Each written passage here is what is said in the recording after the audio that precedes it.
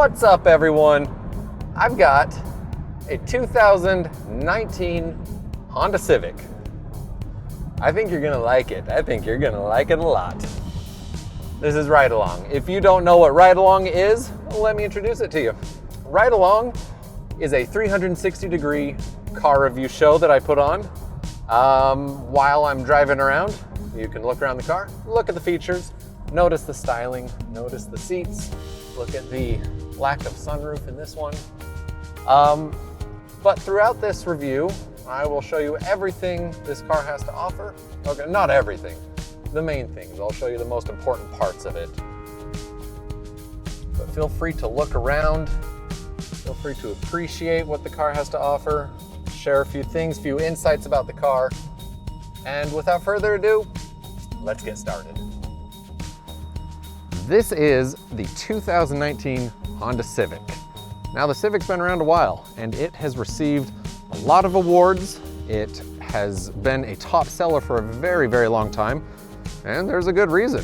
It's a good car. And Honda's only made it better for 2019. So there are a few changes with the 2019 model. The design itself has received a few upgrades. It's gotten a little more slim in the cheekbones. They've done some good things to it. I like it. First and foremost, with this car, just know it is a balanced car. It is balanced in its design, it's balanced in the way that it drives, and I'm excited to show you a lot of that because, frankly, Honda did good. They did very good. Now, with the Civic, there are 3 different trims that you can select from. You've got a 2-door coupe you can pick, you've got a 4-door sedan that you can pick, and then for this particular model, we have the hatchback. Now, this hatchback is the Honda Sport, along with the different body styles. The different trims you can select range anywhere from the EX trim, which will be your cheaper, most affordable, we'll say, trim that you can select. And then you can get up to the Touring, or the Sport Touring, which will be the higher end, more luxurious model. It will have the most amount of features.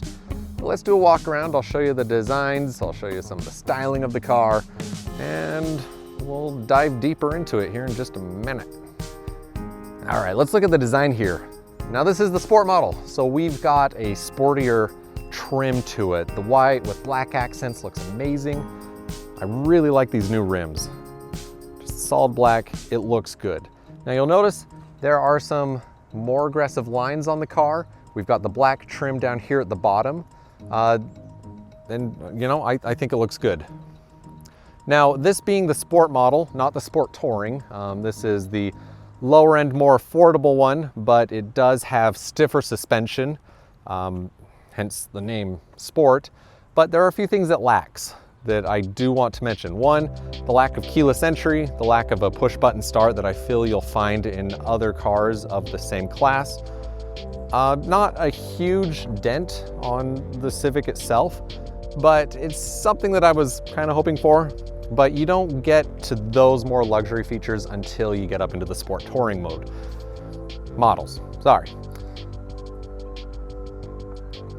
Now, as I did mention earlier, obviously, this is the hatchback. You do have the sedan, you do have the 2-door coupe that's available. I like the hatchback. While driving it around today, I've started to notice why people really like these cars. And this one's a fun one. But let's take a look under the hood, and then we'll look into the back of the car, see what you got to work with there. Okay, underneath the hood, this is what we've got. This is a 1.5 liter 4-cylinder engine. It's being run through a continuously variable transmission. Now, with this Sport model, there is a 6-speed manual transmission that is available if that's what you would prefer. My advice, go with the 6-speed on the Sport. Now, unfortunately, this is the only model that the 6-speed is available,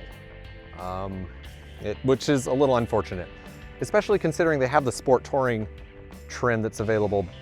But I don't know, I wish that they would offer it to the higher end models as well. Which is unfortunate because if you want the 6-speed, you're gonna have to sacrifice for some of the more luxurious features or amenities that you'll find in the other ones. Now, one thing that is very impressive with these cars, this little baby right here. Every Civic has a turbocharger in it. It's great. Especially given that I'm not a huge fan of CVTs, to be honest. I do like the 4-cylinder, it's very good with gas. The turbo throws in a little extra power. That's what makes it such a fun car. Now, this one is putting out 180 horsepower, which in and of itself is pretty impressive. And as I said, fun. Now, the sport trim is also available on the sedan. It's also available in the coupe, but only the hatchback gets the 180 horsepower. That's about 22 horsepower more than what you'll get inside of the sedan or the coupe. Now, this is the hatchback, so you do have the most amount of trunk space in this. I guess technically not trunk, it's all part of the car, but cargo space, we'll say. Now, with these rear seats up, you have about 22 cubic feet to work with, a little more than 22 cubic feet, about 22 and a half. You put the middle seats down though, you more than double the amount of cargo space that you're gonna be working with in this car. So that's good. I mean, you're gonna be moving friends well. I don't know why I always say you move friends. You can move yourself too, if you so please. Now, there are a few things. It is a hatchback. You gotta worry about, I guess, sun damage on items in the back. Sometimes you do have the nice little sunscreen here as well. Got a little protector screen here. So, nice little tool there to help you out. Help protect anything that you put in the back. So, that is the cargo space. Nothing too exciting, except the fact that you've got a lot. Let's talk legroom. It's not a lot. It's really not. At least in the rear seat, it takes a hit. You've got probably 36 inches about that you're gonna be working with. If you're behind a driver that likes to sit all the way back, I'm very sorry. You'll notice this seat's pretty far forward. I assume your friend up there has no legs, poor guy. No, but you can have some legroom. I just gotta say, back seat, not very good for your back passengers. That's why I would classify this more as a personal car that could double as a weekend car that you put your friends in, go places. As far as headroom is concerned, up front, you're working with about 39 inches of headroom. Back here, you have about 37, so really no issues with your head hitting the ceiling. Legroom though, at the front, you've got 42 inches. This car is very friendly to the driver. Back here, about 36, as I said, again, your passengers, they'll be sitting pretty cramped. Don't even try fitting 3 people on the back seat. If you've tried that, then I'm certain you're laughing at that statement. But, I mean, 2 people in the back probably won't be too terrible. You can go get food. You can drive up to, I don't know, wherever, whatever you're doing for the weekend. They'll fit. Let's take a look up front, yeah. Can I tell you about the best part of this car? The absolute best. I think this is the greatest invention in cars since cars themselves, right here. Okay, larger cup holders. I have a lot of big water bottles for some reason. This is a 40-ounce water bottle. You notice there's no taper on the bottom, so it doesn't fit in most cup holders. But underneath their normal size cup holders inside the center console here, they have a big one that will hold my big water bottle. That alone, I'm kind of upset at other car brands that haven't done this yet. I always have these stupid water bottles rolling around by my feet as I'm accelerating and stopping, and it's just a little frustrating. Now, as I did mention, there are normal size cup holders here as well, so nothing to worry about there. As you can see, this is what I'd typically be working with. I'm making a huge deal about the cup holders. I apologize for that.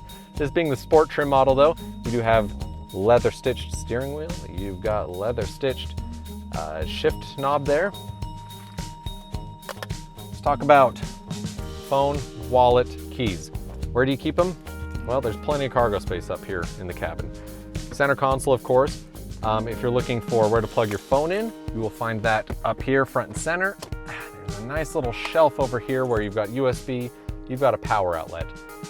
One small complaint about the car, there's only one set of USB port and power outlet. There's none for the back. So your back passengers, they're not gonna have legroom. They're also not gonna have a USB port to plug their phone in.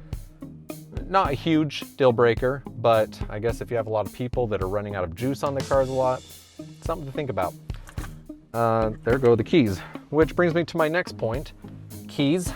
The Sport model does not have an option for push start or keyless entry, so your keys will be right in the keyhole there where they have traditionally resided for decades. Then, already talked about wallet, nice little shelf. It's got a rubber base there, so everything's gonna sit nice and tight. If we look at the styling in the interior though, I do like the carbon fiber dash right here. I think that's a pretty cool accent. You do have some nice squishy pleather here on the dash. So, you know, nothing too groundbreaking here. This screen, if you get the Sport Touring, you will have the 7-inch touchscreen. This one is not. This is the 5-inch LCD. Not the most impressive looking screen. It kind of looks like it's out of 2005. But again, this is not the most expensive car either. This is a good car for the price. So what you see is what you get. What you pay for is what you get, I should say. Now, for the 2019 model, Honda did update the steering wheel design, some of the buttons. This car makes me think of a Hot Wheels, honestly. Like, it's a fun car, I like it, but it brings out the kid in you. I'm trying to decide if that's a good thing or a bad thing. The plastic buttons, they're not bad, it's a good plastic. It just reminds me of playing with little remote control cars when I was a kid, or playing with Hot Wheels. So it feels like a Hot Wheel inside. It feels racy and kind of, you know, sporty. It's fun, but it does kind of feel like a car for someone younger. Not to say that if you're an older person and you appreciate a turbocharger on a 4-cylinder on a very small compact car, then that's a bad thing. It's a good thing. This car will bring out the kid in you, and you'll feel it. You'll know what I'm talking about when you get into one. This car's got attitude. It really does. Another nice thing about the 2019 version of the Civic, they have put some more noise dampening technology into the frame of the car. It's just a little bit quieter than its predecessors. So I really like that. As I said at the very beginning, this car is balanced, like in everything. The handling is amazing. It corners really well. I've never felt uncomfortable. Ooh, there we go. Now this is an eco mode. Like, it still picks up in eco mode.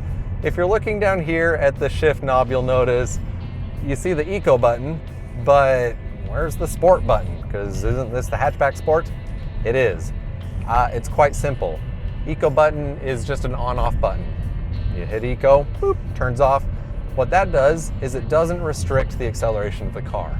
Now, you do have a turbocharger on here. That's a good thing. Remember though, turbochargers do take just a second to kind of kick in. So right off the line, you're gonna notice the inline 4, and then about half a second later, that turbo finally goes and you feel it. Wonderful acceleration, great acceleration. If I do it here though, the tires are gonna squeal out. Is that a bad thing? All right, let's do this. So you're riding along, and there's the turbo, okay? That's what makes it so fun. Really good turbo. It handles well, I like it. Now, if you're already up to speed, let's say you're on the freeway, you need to pass someone in traffic, that acceleration, it does all right. It's not gonna really be too shocking. The turbo helps. It certainly helps you increase your speed at a decent rate. It's not gonna be mind-blowing. So, as far as that's concerned, it's good. Now, I don't know if you noticed when I was showing you the cargo space in the back, but at least on the hatchback, the back window does have the wiper mount and the little spoiler there. Within the rearview mirror, it does affect visibility a little, a tiny amount. Like, it's there, it's present, but at no point while driving around today did I look in my rearview mirror and not be able to tell what was behind me. So yes, it's obscured a little bit. If you've driven like a Prius or any of those kinds of cars, you know what that's like. You can see behind you, so that's not really a big deal. As far as safety for the car is concerned, it does come standard with the Honda Sensing Suite. I don't know if they call it the Suite, but the Honda Sensing safety features are available for it. So what that includes is lane diversion assistant. So let's say you start to drift off the side of the road, it senses the lines, it will let you know. It also has cruise control, adaptive cruise control, that's what it's called. Adaptive cruise control, where you set cruise control, you start approaching someone who's going a little bit slower, it'll match their speed, it won't let you crash into them. It also gives you collision warning if you're about to crash into someone. So the fact that Honda is including the Honda Sensing Suite onto all of their Honda brand cars, it's awesome. So look forward to that. There are a few additional safety features that are optional that you can find in the higher models that aren't extremely necessary. You're not going to be missing out on much, but the basic suite that they do offer, it's good. So the pros for this car, first off, like I said at the beginning, it's fun. It's a fun car. Simple as that. It corners amazingly. The handling is awesome. I really like that aspect of it. Another really great pro for the car, it's affordable. Boy, is this car affordable. It is a starter compact car, so affordability is, kind of expected, but they kind of set a new bar for affordability with what you get, especially with the turbo in it. Oh, and that's the other pro for it. I like the turbo. Now, the girl that helped set me up with this car this morning, she told me something kind of odd. The fact that people bring these cars back often because of the turbocharger. Some people don't like it, which I don't know. I don't really understand why you'd want to remove excitement from your life, but I guess some people are just like that. Ooh, that sun is bright. As for the cons of the car, rear passenger legroom. That's kind of a con for me. I like to give my friends rides a lot of the time, sometimes might have a little bit of a road trip. Rear passenger legroom, I don't know. You're lacking there, so that's a big one. Another con would be the fact that the 6-speed manual transmission is only available in this model. They don't offer it in the Sport Touring or any of the higher end models, and I don't know why. I don't. I assume it's because not a lot of people purchase a 6-speed manual, so they just keep it reserved to this trim. But at least put it in the Sport Touring, right? And the final verdict for the car, would I consider buying it? If I were buying just for a personal car, like let's say it just needs to get me from A to B, I just use it to go to work, use it to go to the gym, grocery shopping, whatever, yeah, it's a great car for your own personal needs. Even for one more passenger, it'll be a great car. If I'm looking for a family car or a car where I can fit my friends into it, some family members, who knows, I'd look into the Accord. The Accord has amazing legroom in the back. It is a roomy car. So family car, go with the Accord. Personal car, maybe a little fun car or project car, I'd get this. Actually, on the subject of a project car, I don't know, maybe you're into tuning. I'd just go with the Type R. It's certainly more expensive, but I don't know. If you really want to go fast, you want to have a lot of fun, get the Type R. This one, you're going to have fun, but it's very practical. So you want your everyday car, you want to have a little fun on the weekends, this is a good choice. I've been really impressed with it. Notwithstanding the lack of the more luxurious features that I've grown accustomed to when I drive. And that is all I have to say about the 2019 Honda Civic. I hope you guys enjoyed this review.